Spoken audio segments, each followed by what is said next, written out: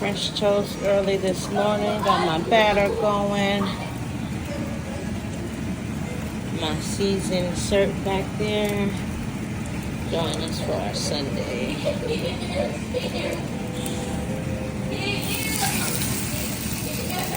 Sunday dinner, you guys. Homemade French toast. We got us grapes, fried eggs, ham and bacon, orange juice for them, mimosas for me, of course. And this is my seasoned syrup. Happy Sunday, y'all.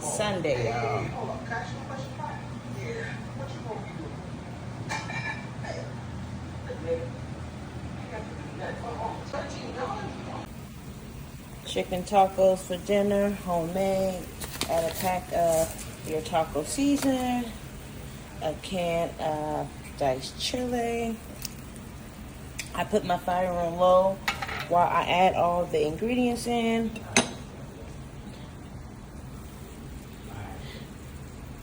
And then I'm going to add in onion and a bell pepper. Add that all in there. Then you're going to add in some water. You let the water, and you know what, I did water, and I also like to just put just a little bit of water, and then I like to add in a little bit of chicken stock.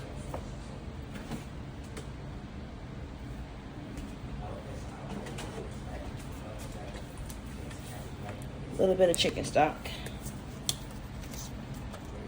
About a cup of it in there. Put it in the seed. Don't need too much because you're just gonna let that cook and simmer, vegetable get sauce, before we start rolling our enchiladas. Okay.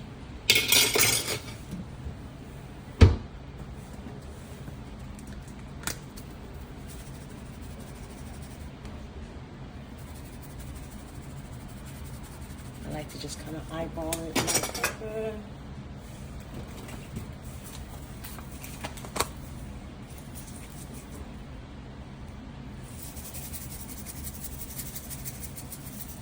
I eyeball it, but I do spread it all around my pan.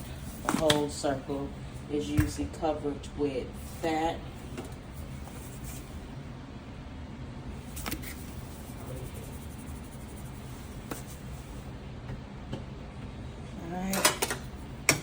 Turn your fire back up.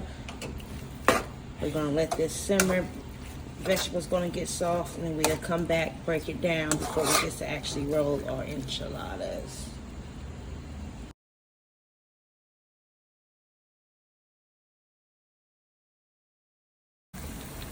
Don't forget to lightly fry them shells before you wrap your enchiladas. You want them soft enough that they still will bend. Alright, so enchiladas are rolled with no sauce yet. I don't really roll my enchilada. I more so fold them in half taco style. With the leftover meat, once I'm done rolling, I put it back on the skillet. I turn it on low. I like to mix the red sauce and the green sauce. So what I do with the extra meat, I add in my red and my green sauce. I simmer it together, break it up a little more, and then pour over my enchiladas. So I like to mix again the green sauce along with the red. So any meat that you have left over, don't toss it. You don't really have to overstuff your enchiladas. You can use it as filling with the sauce. I'm a fan of red and the green sauce. I like the way one can of each works for me. So I'm gonna get that all broken down, and then the meat is just gonna break down in the sauce. The leftover meat and your onions and your bell peppers that didn't get stuffed in the enchiladas, we're going to mix it in with the juice. I have Mexican rice cooking in the back, and I have some beans with refried beans and mole sauce back there. And I'll be right back. All right, enchilada sauce. Pour all around your enchiladas, and that also have the leftover meat mix inside. I like to use chopped olives on top of my enchiladas as well. I don't know why. I don't know why. But it's just something about the chopped enchilada. This is the rest of that meat sauce.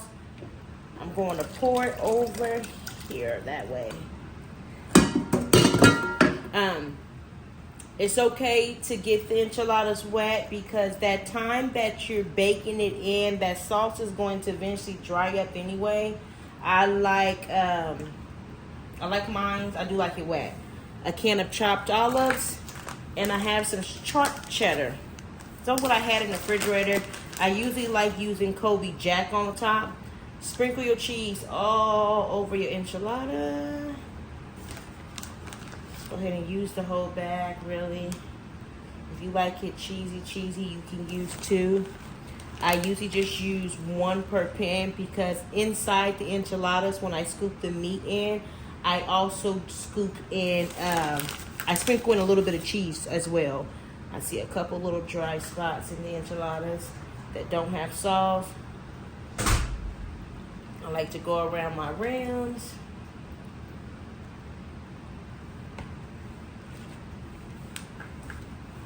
And then chop olives.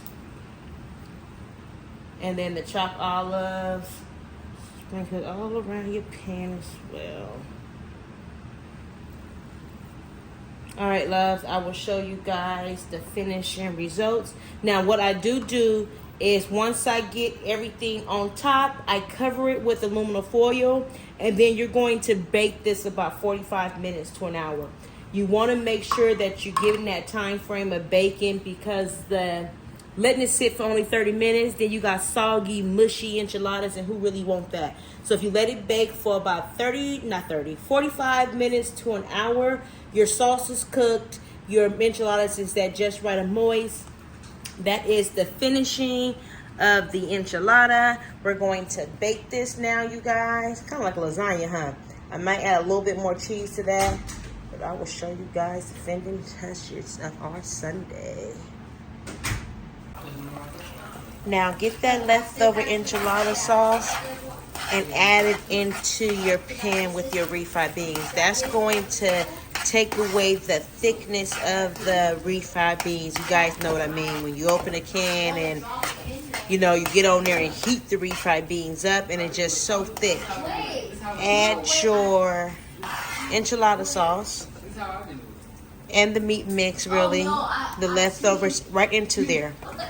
Add you some mozzarella cheese. Oh, I forgot to eat some tortillas. That's a bean dip right there, honey. But that will be served on the side, okay? And look at that. Cheese.